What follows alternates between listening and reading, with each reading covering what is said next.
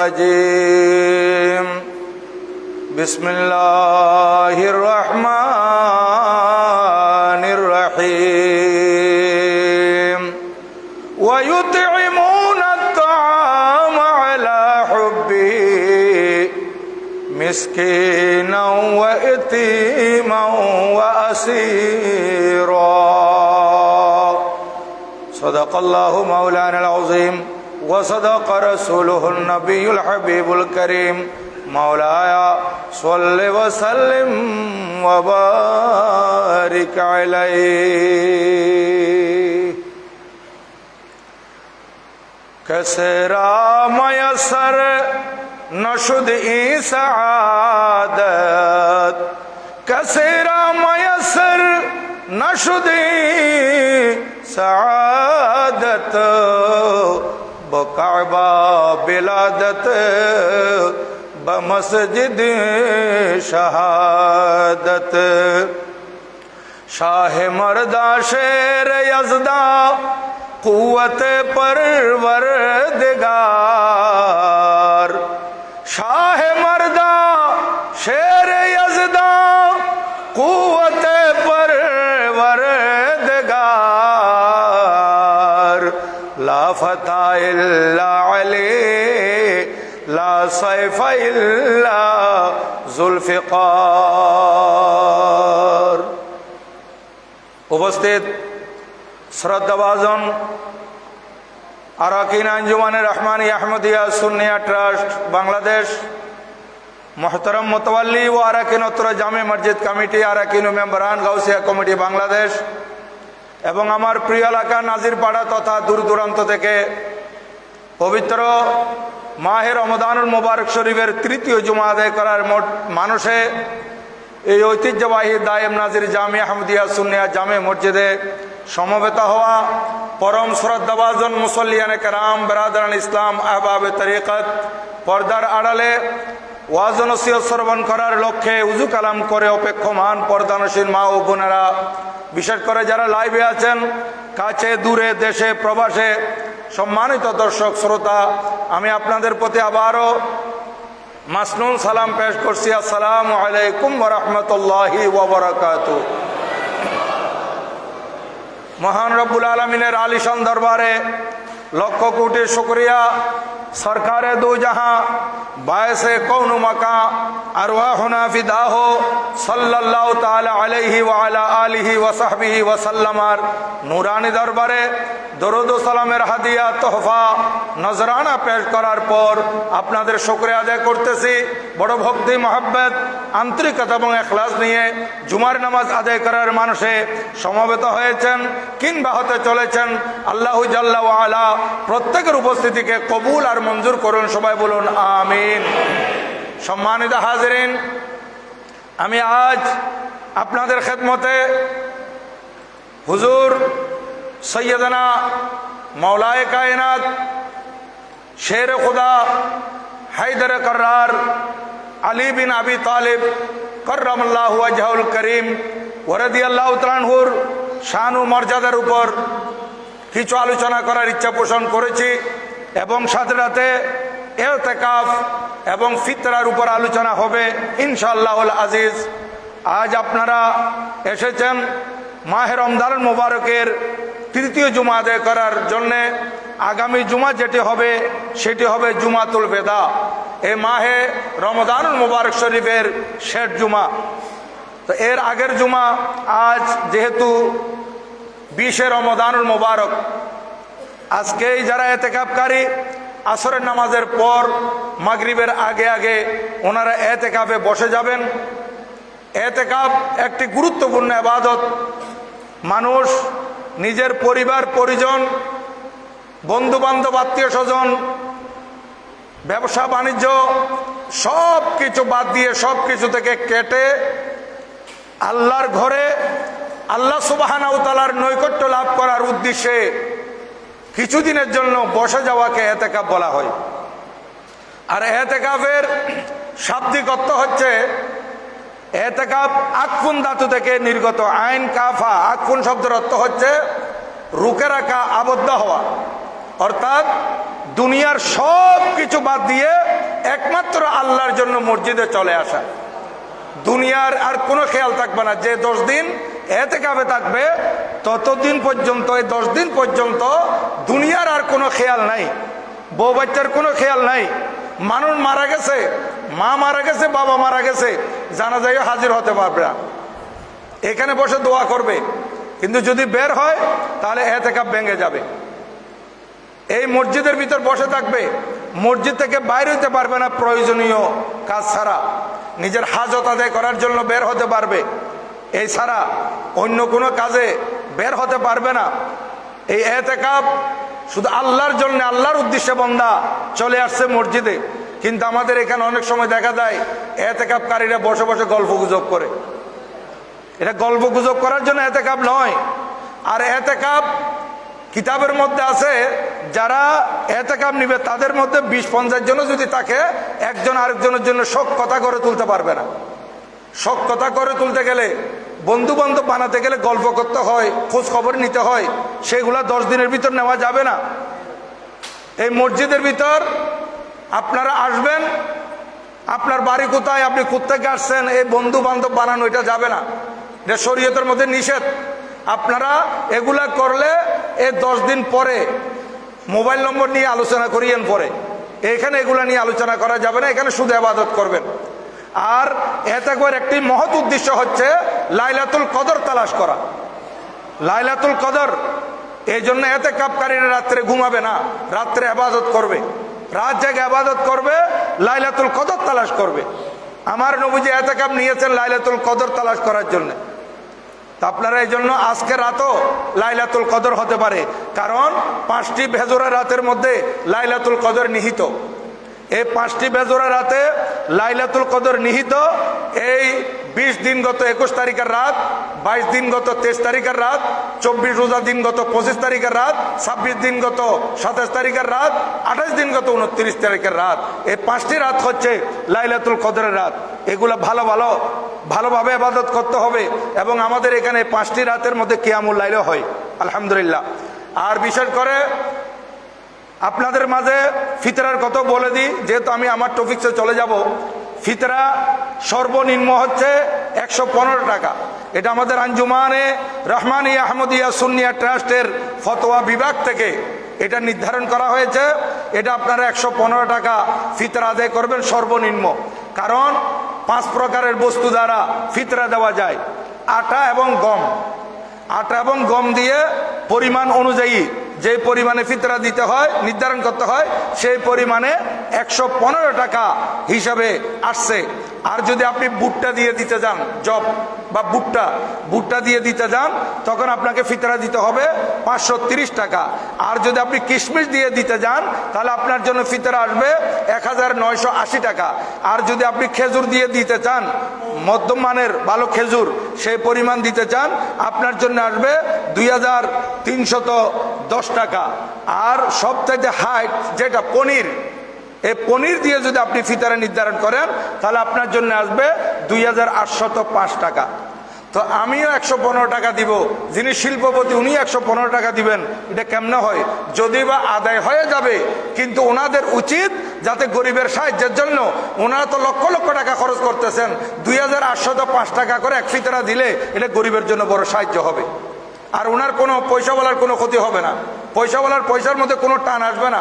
কিন্তু 115 টাকা বলতে বলতে আমরা সবাই, যে ফকির সে ওদের 115 টাকা, আর আমরা শিল্পপতিরও দিই 115 টাকা। আমরা মানে আমি শিল্পপতি না, এমনি বলে দিচ্ছি আর কি, যারা শিল্পপতি তারাও দেয় 115 টাকা। এরকম না দিয়ে আপনারা এগুলো নির্ধারণ করবেন, সবথেকে বেশি দেওয়ার জন্য চেষ্টা করবেন। আল্লাহ রাস্তায় যত বেশি দিবেন, আল্লাহ পাক সুবহানাহু ওয়া তাআলা তত তরক্কি আপনাদেরকে বেশি করবেন। যাই হোক, আমি এবার আমার মূল কথায় চলে আসতেছি, সময় সংক্ষেপ। হযরত মওলায়ে কায়নাত শেরে খোদা রাদিয়াল্লাহু তাআলা আনহু, উনি জন্মলাভ করেছিলেন হস্তি বাহিনীর ঘটনার 30তম বছর। যে বছর হস্তি বাহিনীর ঘটনা ঘটেছিল, সেই সময় এক একটা বড় ঘটনা নিয়ে এরা সাল মাস এগুলা নির্ণয় করত। সেই সময় সাল গণনা হতো হস্তি বাহিনীর ঘটনা নিয়ে। আব্রাহা বাদশার ঘটনা এটা প্রসিদ্ধ হয়ে গিয়েছিল। যে আব্রাহা বাদশার ঘটনার আমার নবীজি 41 দিন 45 দিন বা 51 দিন পর দুনিয়াতে তশরিফ এনেছিলেন। আর হযরত আলী রাদিয়াল্লাহু তাআলা আনহু এসেছেন এই হস্তি বাহিনীর ঘটনার 30তম বছরে, 30 বছর পর। উনি ওনার আম্মাজান হযরতে ফাতেমা বিনতে আসাদ, ওনার আব্বাজান খাজা আবু তালেব, আম্মাজান আল্লাহর ঘরে তোয়াফ করতেছিলেন আব্বাজান সহ। তোয়াফ করতে করতে করতে করতে হঠাৎ ওনার প্রসব বেদনা আরম্ভ হলো। ওনাকে আল্লাহর ঘরের ভিতর ঢুকিয়ে দেওয়া হলো। আল্লাহর ঘরের ভিতর হযরতে মাওলা আলী শের খুদা রাদিয়াল্লাহু তাআলা আনহুর জন্ম। উনি দুনিয়াতে তশরিফ এনেছেন। এই জন্য কোন শায়ের, ফার্সি শায়ের বলতেছেন, কাসেরা ময়াসসার নশুদি সাআদাত, কারো ভাগ্যে এই ধরনের কিসমতে জুটে নাই, এই ধরনের সৌভাগ্য কারো নসিব হয় নাই কি বকাবা বেলাদত ব মসজিদ শাহাদত, জন্ম হয়েছে আল্লাহর ঘরে, শহীদ হয়েছেন মসজিদে। ওনার জন্ম ইয়া রাসূলুল্লাহ সাল্লাল্লাহু আলাইহি ওয়াসাল্লাম, ইয়া গোসলার দোস্ত থেকে জিন্দাবাদ, জিন্দাবাদ। উনি জন্ম লাভ করেছেন আল্লাহর ঘর মসজিদ, আল্লাহর ঘর বাইতুল্লাহ শরীফে, আর শাহাদত বরণ করেছেন মসজিদে। এত বড় সৌভাগ্যবান ব্যক্তি হযরতে মাওলায়ে কায়নাত শের খুদা রাদিয়াল্লাহু তাআলা আনহু। উনি জন্মের পর থেকে চক্ষু খুলেন নাই। সবাই চিন্তিত হয়ে গেলেন, কি ব্যাপার, উনি চোখ খুলতেছেন না কেন? এদিকে আমার নবীজি খবর পেয়েছেন। তখন তো নবীজি এলানে নবুয়ত করেন নাই, নবুয়তের প্রচার করেন নাই, এখনো আমার নবীজি আনুষ্ঠানিক ঘোষণা দেন নাই। আমার নবীজি আখিরি জামানার নবী, এখনো কেউ এটা জানে না। নবীজি জানলেন যে আমার চাচার ঘরে একটা ফুটফুটে বাচ্চা দুনিয়াতে তশরিফ এনেছে। একদিন অথবা তারও আরো বেশি পরে আমার নবীজি তশরিফ এনেছেন। যতক্ষণ পর্যন্ত নবীজি আসেন নাই ততক্ষণ পর্যন্ত এই শের খোদা মার খুলেছিলেন, চক্ষু খুলেন নাই। আমার নবীজি যখন তশরিফ আনলেন, চাচি যান আমার ভাইকে আমাকে দেন, আমার নবীজি এই চাচাতো ভাইকে কুলে নিয়ে নিজের থুতু মুবারক হযরত মাওলা আলী শের খুদা রাদিয়াল্লাহু তাআলা আনহুর জবানে দিলেন। আর সর্বপ্রথম মাওলা আলী শের খুদা রাদিয়াল্লাহু তাআলা আনহু চক্ষু খুলে আমার নবীজির নূরানী চেহারার দর্শন করেছেন। সুবহানাল্লাহ। দেখেন, সর্বপ্রথম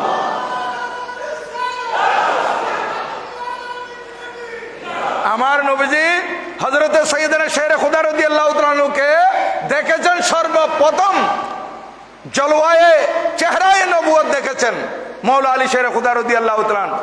এবং আমার নবীজির থুতু মুবারক ওনার জুবানের ভিতর দেওয়া হলো। আর সেই কারণে আজকে মাওলায়ে কায়নাতের শান দেখেন। আর এদিকে মক্কা শরীফে যখন দুর্ভিক্ষ দেখা দিল, হযরতে খাজা আবু তালেব রাদিয়াল্লাহু তাআলা আনহুর সন্তান বেশি ছিল। আমার নবীজি সেই একেবারে ছোটবেলা থেকেই নবীজি গরিব দুঃখীদের সাহায্য সহায়তা করতেন। নবীজি একেবারে যখন থেকে আমার নবীজি একটু বড় হয়েছেন তখন থেকে নবীজি এতিমদেরকে সাহায্য করা, গরিব দুঃখীদেরকে সাহায্য করা, মানুষের জন্য ইনকাম করা, এগুলো আমার নবীজির চরিত্রের মধ্যে ছিল। যার কারণে নবীজিকে সবাই মহব্বত করত, নবীজিকে ভালোবাসত। কলমার এলান করার পর নবীজি কাফেরদের শত্রু হয়েছেন। এর আগে কাফেররা আমার নবীজিকে বড্ড ভালোবাসত। আমার নবীজির দান, আমার নবীজির সদকা, আমার নবীজির এই আন্তরিকতা, সাহায্য সহায়তা, এগুলা আরববাসীকে মুগ্ধ করেছিলেন। নবীজি হযরতে আব্বাস রাদিয়াল্লাহু তাআলা আনহু আমার নবীজির চাচা, উনাকে গিয়ে বললেন, চাচা এখন তো দুর্ভিক্ষ চলতেছে, আমার চাচা খাজা আবু তালেব রাদিয়াল্লাহু তাআলা আনহুর সন্তান বেশি, চলেন আমরা ওনার সন্তানের মধ্য থেকে দুই একজন এক একজন করে জিম্মা নিয়ে নিই, তাহলে যাতে ওনার উপর বোঝাটা হালকা হয়। হযরত আব্বাস রাদিয়াল্লাহু তাআলা আনহুকে নিয়ে আমার নবীজি খাজা আবু তালেবের ঘরে গেলেন। গিয়ে বলতেছেন, চাচা আপনার সন্তান বেশি, আমাদেরকে একজন একজনের জিম্মাদারি দিয়ে দেন, আমাদের ঘরে খানাপিনা করবে, আপনার বোঝা একটু হালকা হবে। খাজা আবু তালেব বললেন, ভালো কথা, নিয়ে নাও। কাকে নিবে? আমার নবীজি চাচাকে বললেন, চাচা আপনি কাকে নিবেন? আমার নবীজিকে চাচা বললেন। তখন তো আমার নবীজি নবী হিসেবে প্রকাশ করেন নাই, তখন ভাতিজা হিসেবে আছেন। চাচা বলতেছেন, ভাতিজা তুমি তো আলী ছাড়া আর কাউকে নিবে না। চাচা বলতেছেন, তুমি নিলেই তো আলীকে নিবা। আমার নবীজি হযরত আলী রাদিয়াল্লাহু তাআলা আনহুকে নিয়ে আসছেন, তখন বয়স 6 থেকে 7 বছর। দেখেন, এই ছোটবেলা থেকে আমার নবীজির ঘরে লালিত পালিত হচ্ছেন কে? হযরতে মাওলায়ে কায়নাত শের খুদা রাদিয়াল্লাহু তাআলা আনহু। এইভাবে হযরতে আব্বাস রাদিয়াল্লাহু তাআলা আনহু একজনকে নিয়ে গেলেন হজরতে জাফর বিন আবি তালেব, আমার নবীজির চাচাতো ভাই জাফরকে নিয়ে নিলেন হজরত আব্বাস রাদিয়াল্লাহু তাআলা আনহু। এইভাবে আমার নবীজির ঘরে হজরত আলী রাদিয়াল্লাহু তাআলা আনহু লালিত পালিত হচ্ছেন। আমার নবীজি কলমার এলান করার পর হজরত আলী রাদিয়াল্লাহু তাআলা আনহু আমার নবীজির কলমা পড়েছেন। কেন? যেহেতু একদিন উনি দেখতেছেন নবীজি, আমার নবীজির বিবি আমাদের মা হজরতে খদিজাতুল কুবরা রাদিয়াল্লাহু তাআলা আনহাকে নিয়ে নামাজ পড়তেছেন। দেখেন, এখনো নামাজ ফরজ হয় নাই, নামাজ ফরজ হওয়ার আগেও নবীজি নামাজ পড়েছেন। তো নবীজি রুকু করতেছেন, সিজদা করতেছেন, এগুলা দেখে হযরত আলী রাদিয়াল্লাহু তাআলা আনহু বলতেছেন, ভাইজান আপনি এগুলা কি করছেন রাত্রে আমি দেখছি। বলে, আমি এগুলো নামাজ পড়তেছি, আল্লাহর ইবাদত করতেছি। আমি আল্লাহর নবী, আল্লাহ পাক আমাকে নবুয়ত দান করেছেন, আমি শেষ নবী এবং ইসলাম হচ্ছে শ্রেষ্ঠ ধর্ম, আল্লাহ এক, তার কোনো তুল্য নাই, একক। তুমি চাইলে আমার উপর ঈমান আনতে পারো। হযরত আলী রাদিয়াল্লাহু তাআলা বললেন, আমি আব্বাকে না বলে ঈমান কেমনে আনি? আমার নবীজি ইচ্ছা যে এখন আপাতত কলমার প্রচারটা না হোক, আস্তে আস্তে আমি প্রচার করব। এই জন্য বললেন, ভাই আলী তুমি কলমা না পড়ো তোমার আব্বার সাথে আলোচনা করিও না, এটা বলে দিলেন। কিন্তু হযরত আলী রাদিয়াল্লাহু তাআলা মনে সান্ত্বনা পাচ্ছেন না, উনি আব্বার সাথে আলোচনা করা ছাড়াই বলে দিলেন আমি কলমা পড়ে দেব। উনি কলমা পড়ে মুসলমান হয়ে গেছেন হযরত মাওলা আলী শের খুদা রাদিয়াল্লাহু তাআলা আনহু। এই জন্য কিতাবের মধ্যে লিখতেছে হযরত মাওলায়ে কায়নাত শের খুদা রাদিয়াল্লাহু তাআলা আনহু এই নবীজির দরবারে, নবীজির দুয়ারে, নবীজির ঘরে লালিত পালিত হওয়ার কারণে কোনোদিন মূর্তির সামনে মাথা মতো করেন নাই, কোনোদিন মদ্যপান করেন নাই। যখন অ্যাভেলেবেল মদ পান চলতেছিল, সেই সময় অ্যাভেলেবেল শরাব নশি চলতেছিল, শরাব বেচা কেনা চলতেছিল, হযরত সিদ্দিক আকবর রাদিয়াল্লাহু তাআলা আনহু উনি কোনোদিন মদ পান করেন নাই। হযরত মাওলা আলী শের খুদা রাদিয়াল্লাহু তাআলা আনহু উনি কোনোদিন মদ্যপান করেন নাই। উনি আমাদের তরিকতের প্রধান। ওনাকে আল্লাহ পাক সুবহানাহু ওয়া তাআলা মূর্তি পূজা থেকে, মূর্তির সামনে মাথা নত করা থেকে পবিত্র রেখেছেন। এই জন্য ওনাকে বলা হয় কাররামাল্লাহু ওয়াজহাহুল করিম।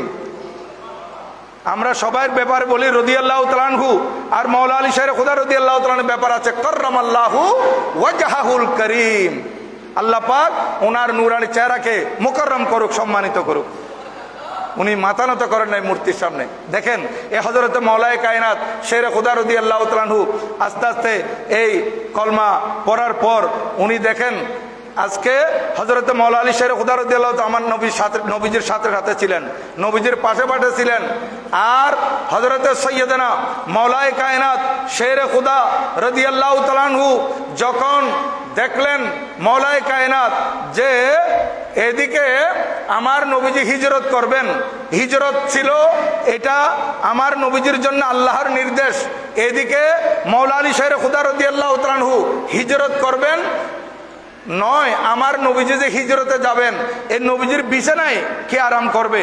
আমার নবীজি বলেন, আই আলী তুমি আমার বিছানায় আরাম করবে, তুমি আমার বিছানায় আরাম করবে।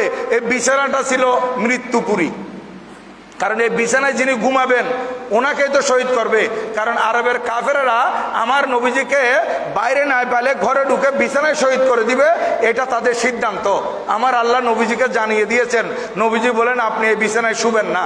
আমার নবীজি বলেন, আই আলী তুমি আমার বিছানায় শুবে, তুমি আমার বিছানায় আরাম করবে। তাহলে দেখেন হযরত আলী রাদিয়াল্লাহু তাআলা আনহু উনি আমার নবীজির বলার সাথে সাথে রাজি হয়ে গেলেন, কিন্তু উনি জানেন যে ওই বিছানায় ঘুমাইলে ওনাকে শহীদ করে দিবে। তারপরে উনি বলেন যে আমি ঘুমাবো ইয়া রাসূলুল্লাহ। আর নবীজি যখন আলী রাদিয়াল্লাহু তাআলা ঘুমাতে রাজি হয়ে গেলেন তখন বলতে লাগলেন, আই আলী শুনো, এই আমানতগুলো, আমার নবীজি কিছু টাকা পয়সা নবীজির কাছে ছিল আমানত, আমার নবীজি বলেন এগুলো আরবের অমুক অমুক মানুষের আমানত আমার কাছে আছে, তুমি 2 দিন হোক 3 দিন হোক এগুলো তুমি যে কোনো প্রকারে মানুষের আমানত, মানুষের কাছে গচ্ছিত আমানতগুলো দিয়ে দিও। দেখেন আমানত, এটা গচ্ছিত আমানত, এটা কত বড় হক। কিন্তু এখন তো আমরা আমানতের খেয়ানত করি। আর আমার নবীজি শিক্ষা দিচ্ছেন, আই আলী এই আমানতগুলো তুমি দিয়ে দিবে, তারপর তুমি আমার কাছে মদিনা শরীফ চলে আসবে। এই কথা বলার সাথে সাথে হযরত আলী রাদিয়াল্লাহু তাআলা বলেন, আমি নিশ্চিত হয়ে গেলাম এই বিছানায় আমি ঘুমালে আমার আজকে মৃত্যু হবে না।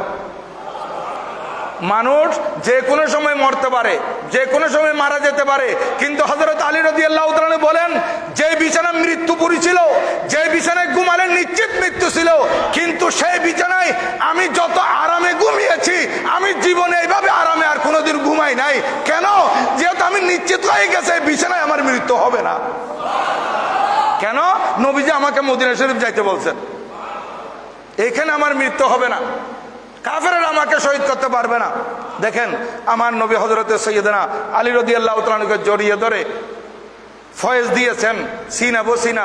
হযরত আলী রাদিয়াল্লাহু তাআলা নবীজির ফয়েজ পায়ে এমন দামি হয়ে গেছেন যে আমার নবীজি বলেন আনা মদিনাতুল ইলমি ওয়া আলিয়ুম বাবুহা, আমি হলাম ইলমের শহর আর সেই শহরের দরওয়াজা হচ্ছে আমার আলী। এই জন্য আম্মা জান আয়েশা সিদ্দিকা রাদিয়াল্লাহু তাআলার কাছে কোন সময় হযরত আলী রাদিয়াল্লাহু তাআলার ব্যাপারে আলোচনা হলে আম্মা জান আয়েশা সিদ্দিকা রাদিয়াল্লাহু তাআলা বলেন এখানে মদিনা শরীফে যে আলীর মতো, হযরত মওলা আলী শেরে খোদার মতো মসাইল বেশি জাননেওয়ালা আর কেউ নেই। হযরত আলী রাদিয়াল্লাহু তাআলা মাসাইলের ব্যাপারে খুব বড় পণ্ডিত অর্জন করেছিলেন। এই ফয়েজ আমার নবীজি থেকে পেয়েছেন।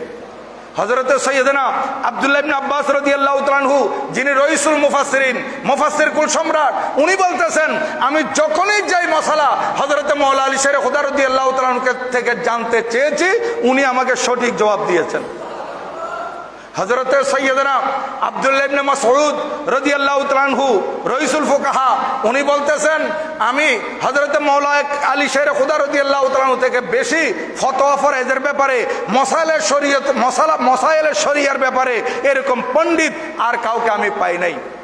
হযরত সৈয়দনা সঈদ ইবনুল মুসাইয়্যিব রাদিয়াল্লাহু তাআলা আনহু, উনি হচ্ছেন এই খায়রুত তাবিঈন, তাবিঈনের মধ্যে শ্রেষ্ঠ, আকাবির তাবিঈনের মধ্যে উনাকে গণ্য করা হয়। উনি বলতেছেন আমি হযরত সৈয়দনা মাওলায়ে কায়নাত শেরে খুদা ছাড়া দ্বিতীয় কাউকে এরকম বলতে শুনি নাই, এই আমার সাহাবীরা, আমার বন্ধু বান্ধবরা, আমার নবীজি সাহাবী, আমার বন্ধু বান্ধবরা কারো কাছে কোনো কিছু জানতে ইচ্ছে করলে যে কোনো ব্যাপারে আমার থেকে তোমরা জানতে পারো। যার যার জানার ইচ্ছা আছে আমার থেকে প্রশ্ন করতে পারো। হযরত সঈদ ইবনুল মুসাইয়্যিব রাদিয়াল্লাহু তাআলা বলেন এই ধরনের বলার জন্য একমাত্র হযরত আলী রাদিয়াল্লাহু তাআলা ছিলেন। উনি আরো বলতেছেন হযরত সঈদ ইবনুল মুসাইয়্যিব রাদিয়াল্লাহু তাআলা উনি বলতেছেন যে হযরত আমিরুল মুমিনিন উমর ইবনুল খাত্তাব রাদিয়াল্লাহু তাআলার খেলাফত আমলে কোন মুকদ্দমা, কোন বিচার হযরত মাওলা আলী শেরে খুদা রাদিয়াল্লাহু তাআলার দরবারে আসলে, হযরতে উমর রাদিয়াল্লাহু তাআলার দরবারে আসলে উনি হযরত মাওলা আলী শেরে খুদা রাদিয়াল্লাহু তাআলা উপস্থিত আছে কিনা ডানে বামে দেখতেন। যখন দেখতেছেন হযরতে মাওলায়ে কায়নাত শেরে খুদা রাদিয়াল্লাহু তাআলা অ্যাবসেন্ট, তখন তিনি আল্লাহর কাছে ফরিয়াদ করতেন, আয় আল্লাহ, আমি যে বিচারের রায় দেব আমার বিচারটা যাতে ভুল না হয়, সঠিক হয়। কারণ এখানে আমি আলীকে দেখতেছি না, আমার বিচারের রায় যদি কোনো একটা এদিক সেদিক হয় আমাকে আলী শুধরায় দেয়, যে আলী আমাকে ঠিক করে দেয় সেই আলী তো নেই। আরেক বিচারের ব্যাপারে উনি বলেছিলেন লাউলা আলী লাহালাকা উমর, যদি আজকে আমার এই বিচারের মোকদ্দমার ফয়সালার মধ্যে আমি যে ফয়সালা দিচ্ছি আমার আলী যদি না থাকতো তাহলে আমি এখানে তো শেষ হয়ে গেছিলাম। এইরকম ছিলেন হযরত মাওলা আলী শেরে খুদা রাদিয়াল্লাহু তাআলা আনহু। ওনার ইলমের প্রখরতা এত বেশি ছিল, ওনার কাছে যে যা জানতে চাইতো উনি তাৎক্ষণিক জবাব দিতেন এবং সব কোরআন শরীফ থেকে দিতেন। ইহুদি একটা আসলো ওনার দরবারে, আয়েশা বলতেছে যে হুজুর আমি আপনাকে আজকে প্রশ্ন করব, একটা জটিল প্রশ্ন। কি? উপস্থিত সবাই আছেন মাওলা আলী শেরে খুদা রাদিয়াল্লাহু তাআলার দরবারে। ইহুদি হুট করে বলে দিল যে আমার মুখে দুই একটা দাড়ি আর আপনার মুখে এরকম ঘন দাড়ি, এটা কোরআন শরীফে আছে? আশেপাশে যারা আছেন ওনারা বিব্রত হয়ে গেলেন যে এই ধরনের প্রশ্ন কেমনে করতে পারে। কারণ ইহুদির ইচ্ছা যে হযরত আলীকে নাকি কেউ বাজাইতে পারে না, আমি হযরত আলী রাদিয়াল্লাহু তাআলা আনহুকে আজকে আটকাই ফেলবো। এরকম অনেকে আলেম ওলামাকে আটকানোর জন্য প্রশ্ন করে, জানার জন্য না। জানার জন্য প্রশ্ন করা ঠিক, কিন্তু আটকানোর উদ্দেশ্যে প্রশ্ন করাটা বড় মারাত্মক খারাপ, গুনাহ। এখন সে বলতেছে হুজুর আপনার মুখে ঘন দাড়ি, আমার এখানে দুই একটা দাড়ি, এটা কোরআন শরীফে আছে? উনি আর চিন্তাও করেন নাই, উনি বলেন হ্যাঁ এটা কোরআন শরীফে আছে। উনি বলেন কোরআনুল কারীমের সূরা আরাফের 58 নম্বর আয়াত উনি তেলাওয়াত করে দিলেন, বিসমিল্লাহির রহমানির রহিম, ওয়াল বালাদুত তাইয়্যিবু ইয়াখরুজু নাবাতুহু বিইذনি রাব্বিহি ওয়াল্লাযী খাবুসা লা ইয়াখরুজু ইল্লা নাকিদা। আল্লাহ জাল্লা মজদু কোরআনে কারীমে ইরশাদ করেন, যে জমিন পবিত্র সেই জমিনে ফসল হয় আল্লাহর হুকুমে, আর যে জমিন নাটা সেই নাটা জমিনের মধ্যে ফসল উঠে না, কিন্তু কষ্ট মষ্ট করে দুই একটা উঠে।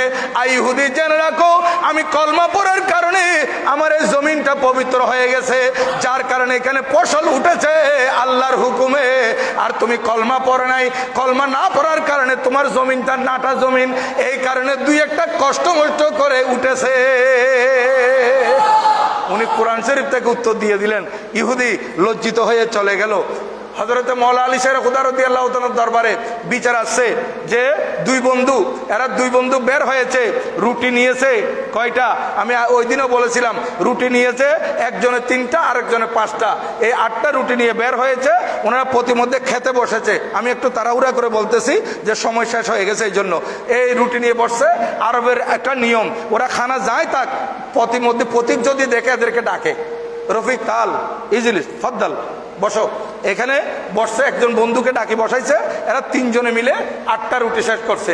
শেষ করার পর এখন এই বন্ধু চলে যাচ্ছে, যাওয়ার পথে 8টি টাকা দিয়ে গেছে, 8 দেরহাম দিয়ে যাওয়ার পর বলতেছে এগুলো আপনারা ভাগ করে নিয়েন। এখন 5 রুটিওয়ালা বলতেছে, ভাই আমি যেহেতু 5 রুটি নিয়ে আনছি, আমি 5টা টাকা নেই, আর তুমি 3 রুটিওয়ালা তুমি 3 টাকা নাও। 3 রুটিওয়ালা বলে যে না, এটা হবে না, খাইতে তো দুজন থেকে খাইছে, উভয়জনের রুটি খাইছে, কার কয়টা খাইছে? আপনি আমাকে 4 টাকা দেন, আপনি 4 টাকা নেন। এটা বাড়াবাড়ির মধ্যে হযরত আলী রাদিয়াল্লাহু তাআলার দরবার বিচার গেছে। হযরত আলী রাদিয়াল্লাহু তাআলা বলতেছেন, এই 3 রুটিওয়ালা, তোমার বন্ধু যে তোমাকে 3 টাকা দিচ্ছে, এটা তুমি নিয়ে নাও, এটা তোমার জন্য ভালো হবে। তখন সে বলল, হুজুর আমি তো 3 টাকা নিলে তো আগেই নিতে পারতাম, এখন আমি বিচারের জন্য আসছি। যে দেখেন, সে বলতেছে হুজুর আমি বিচারের জন্য আসছি, 3 টাকা নিলে তো আমি আগে মেনে নিতাম, এখানে এসে কেন মানবো? হযরত আলী রাদিয়াল্লাহু তাআলা বলেন, ঠিক আছে তুমি 3 টাকা নিবে না, আমার বিচারে তুমি 1 টাকা পাইবে। তখন সে খানখারা করাই দিছে, কি 1 টাকা পাবো হুজুর? 60 টাকা হবে, অর্ধেক হবে, 1 টাকা কেমনে? ঠিক আছে আপনার বিচারে যদি 1 টাকা হয় আমি 1 টাকায় মেনে নেব। তখন আলী রাদিয়াল্লাহু তাআলা বলতেছেন, তোমরা খাইছো কয়জনে? বলে 3 জনে। তো রুটি কার কাছে কয়টা ছিল? বলে আমার বন্ধুর কাছে 5 রুটি, আমার কাছে 3 রুটি। তাহলে এগুলো 3 জনে প্রত্যেকটা রুটি 3 টুকরা করো, কয়টা হবে? বলে আমার বন্ধুর হবে 15 টুকরা, আমার হবে 9 টুকরা। তার 3 তারিখকে 9, হ্যাঁ 3 5 15। তো বন্ধুর 5 রুটির 3 ভাগ করলে কয় টুকরা হয় বলেন না? 15 হবে না? আর যার 3 রুটি আছে 3 টুকরা করে করলে 9 টুকরা। বলছে ঠিক আছে তোমরা 3 জন, তো জনের ভাগে কয় টুকরা করে বলছে? পড়ছে 24 টুকরার মধ্যে। বলে জনের ভাগে 8 টুকরা করে পড়ছে। ঠিক আছে, তাহলে জনের ভাগে যখন 8 টুকরা করে পড়ছে, তো তোমার রুটি থেকে বের হয়েছে টোটাল 9 টুকরা, তুমি 8 টুকরা নিজে খাই ফেলছো। তুমি 8 টুকরা নিজে খাইছো, ওই প্রতীককে দিছো 1 টুকরা। আর তোমার বন্ধুর 5 রুটি থেকে বের হয়েছে 15 টুকরা, উনি 8 টুকরা খাইয়া 60 টুকরা দিচ্ছে প্রতীককে, সুতরাং সে 60 টাকা পাবে, তুমি 1 টাকা পাইবে। এই বিচার করে দেওয়ার সাথে সাথে সে বলতেছে আগে না ঠিক ছিল, আগে 3 টাকা নিলে তো আমি লাভবান ছিলাম, এখন তো 1 টাকায় নিতে হচ্ছে, নিতে বাধ্য হয়েছে।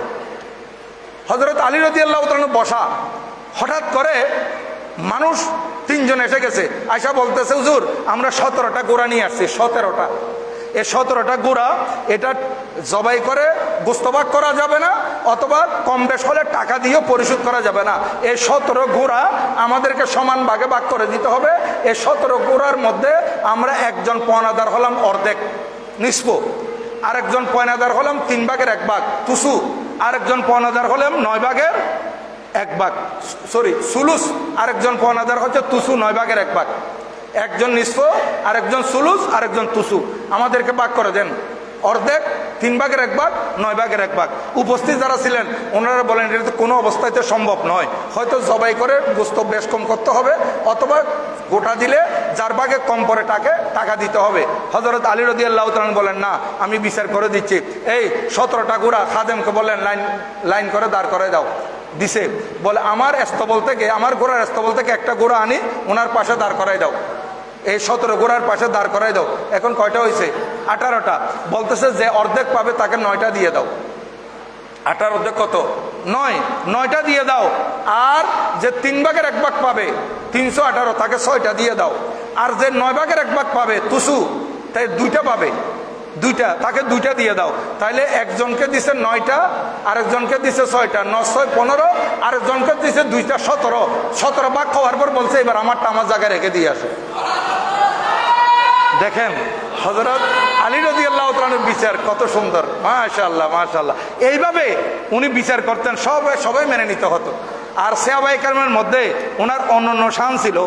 আমার নবীজি ওনাকে খুব পছন্দ করতেন। একদিকে হযরতে সিদ্দিক আকবর রাদিয়াল্লাহু তাআলা, আরেকদিকে হযরতে মাওলা আলী শের খুদা রাদিয়াল্লাহু তাআলা। আমাদের দেশে কিছু রাফেজি আর কিছু খারেজি, কেউ সিদ্দিক আকবর রাদিয়াল্লাহু তাআলার পক্ষে, কেউ মাওলা আলী শের খুদার পক্ষে, একজনের পক্ষে গিয়ে আরেকজনের ব্যাপারে গালমন্দ করে, এরা বাতিল।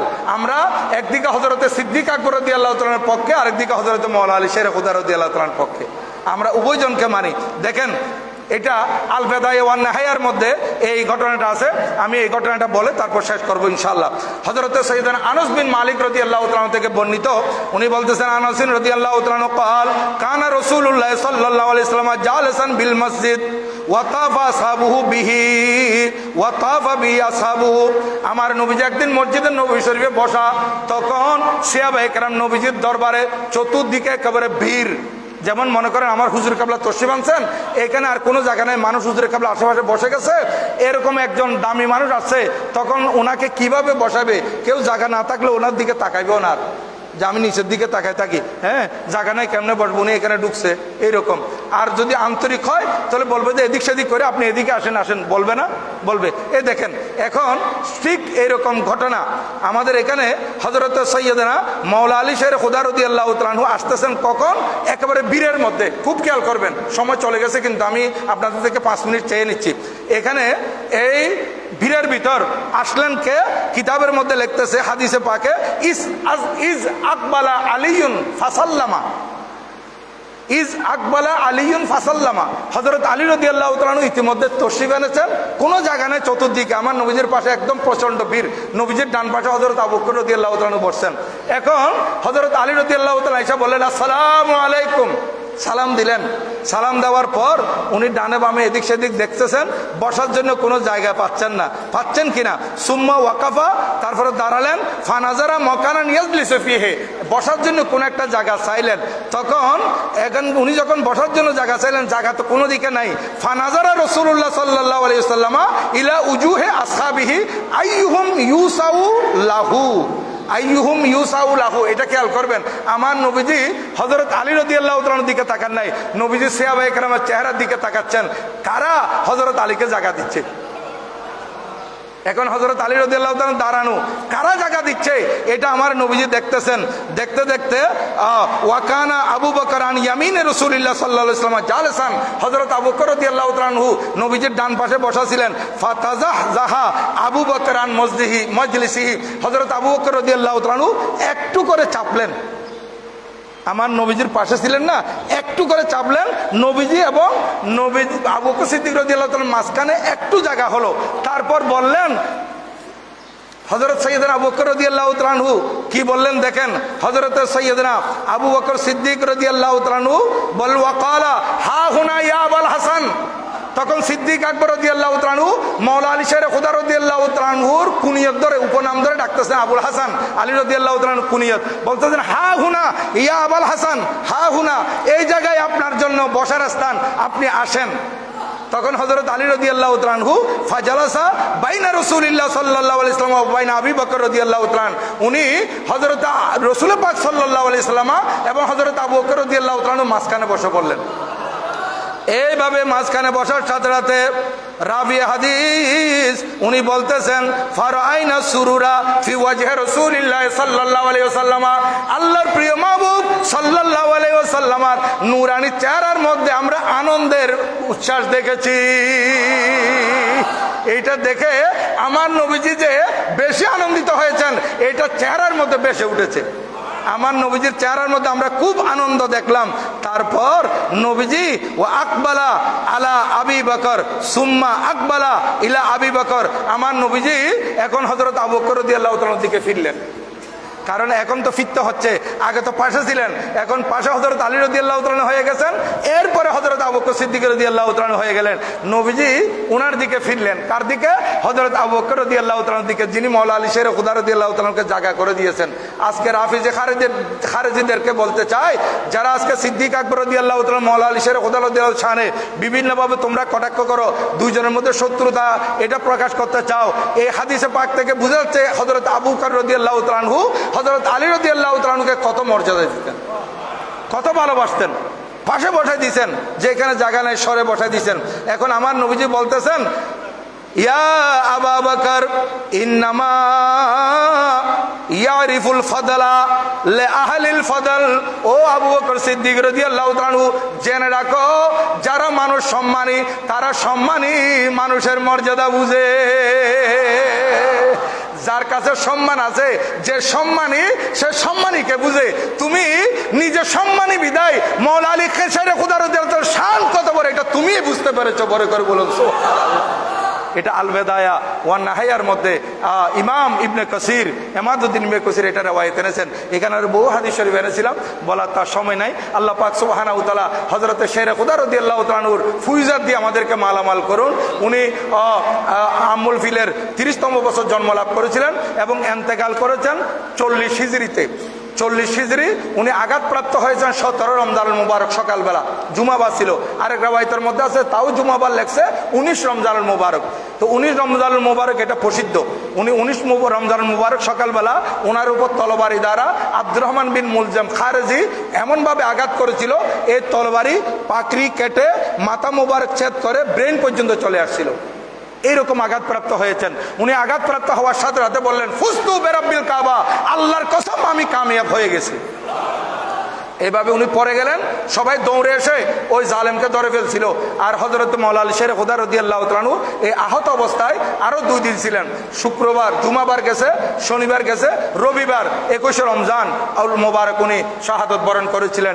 ইন্না লিল্লাহি ওয়া ইন্না ইলাইহি রাজিউন। হযরত ইমামে হাসান, হযরত ইমামে হুসাইন রাদিয়াল্লাহু তাআলা আনহুমা এবং আব্দুল্লাহ বিন জাফর রাদিয়াল্লাহু তাআলা আনহুমা ওনারা গোসল দিয়েছেন এবং জানাজার নামাজ পড়াইছিলেন হযরত ইমামে হাসান রাদিয়াল্লাহু তাআলা আনহু। এবং কুফার জমিনে ওনাকে দাফন করার ব্যাপারে ইখতিলাফ আছে, যেহেতু খারেজিরা তখন তৎপর ছিল। ওনাকে ইন্তেকালের পর আবার কোনো লাশ নিয়ে এদিক সেদিক করে কিনা, এই জন্য ওনাকে রাত্রিবেলা দাফন করা হয়েছিল। আর কেউ বলতেছে ওনাকে ঘোড়ার উপর করে নিয়ে যাওয়া হয়েছিল। এই ঘোড়া নিয়ে মত মদিনা শরীফ এদিক বিভিন্ন রওয়ায়াত আসছে, কিন্তু মূল হচ্ছে যে কুফার জমিনে নজফের মধ্যে ওনার রওজা শরীফ আছে। আল্লাহ পাক সুবহানাহু ওয়া তাআলা হযরত মাওলায়ে কায়নাত রাদিয়াল্লাহু তাআলা আনহুর এই শান ও মান মর্যাদা বুঝে এবং ওনার এই আন্তরিকতা, ওনার প্রতি ভালোবাসা অন্তরে জায়গা দিয়ে আমার নবীজিকে রাজি করার তৌফিক দান করুন, আমিন। কারণ আমার নবীজি বললেন, মান আহাব্বা আলিয়ান ফাকাত আহাব্বানি, মান সাব্বা আলিয়ান ফাকাত সাব্বানি। যে ব্যক্তি আমাকে ভালোবাসছে সে আলীকে ভালোবাসলো, যে আমার আলীর ব্যাপারে গালমন্দ করছে সে আলীকে গালি দেন, সে আমাকে গালি দিয়েছে। মান সাব্বা আলিয়ান ফাকাত সাব্বানি, এটা পরিষ্কার হাদিসে পাক, তিরমিজি শরীফের হাদিস, মিশকাত শরীফের হাদিস। আমার নবীজি বলেন যে আলীকে গালমন্দ করবে সে আমাকে গালমন্দ করবে। নবীজি আরেক হাদিসে বলতেছেন, লা ইউহিব্বু আলিয়ান ইল্লা মুমিনুন ওয়ালা ইউবগিজু আলিয়ান ইল্লা মুনাফিক। মুমিন ছাড়া আলীকে ভালোবাসতে পারে না, মুনাফিক ছাড়া আলীর বিরুদ্ধে শত্রুতা আমি পোষণ করতে পারে না। তাহলে যারা মুমিন হবে তারা হযরত আলী রাদিয়াল্লাহু তাআলা আনহুকে ভালোবাসবে, আর যারা মুনাফিক হবে তারা হযরত আলী রাদিয়াল্লাহু তাআলা আনহুর সাথে শত্রুতামি করবে। আমি তো ইতিকাফের কথা বলে ফেলছি আর ফিতরার কথা বলে ফেলছি। আল্লাহ পাক সুবহানাহু ওয়া তাআলা আমাদেরকে আমল করার তৌফিক দান করুন, আমিন। আগামী জুমাতুল বেদা আপনাদেরকে দাওয়াত দেওয়া হচ্ছে, আপনারা জুমাতুল বেদাতে আসবেন। আর আজকে আমাদের খতম তারাবি, আপনারা খতম তারাবিতের মধ্যে আসবেন। আঞ্জুমানের পক্ষ থেকে পেপারে দেওয়া হয়েছে, অনেক দূরদূরান্ত থেকে ভাইয়েরা এই জামিয়া মসজিদের খতম তারাবিতে আসার জন্য ইচ্ছা করে, এই জন্য এটা দেওয়া হয়েছে। আর আজকেও এলান করা হচ্ছে আপনারা প্রত্যেকে আসবেন। আর আপনাদের উপস্থিতিতে হয়তো এমন এমন বান্দা থাকবে যাদের দোয়া আমাদের দোয়া কবুল হয়ে যাবে। আল্লাহ পাক আখির মোনাজাতে আমাদেরকে শরীক হওয়ার তৌফিক দান করুন, আমিন। ওয়া মা আলাইনা ইল্লাল বালাগ। ওয়া আসসালামু আলাইকুম ওয়া রাহমাতুল্লাহি তাআলা ওয়া বারাকাতুহু।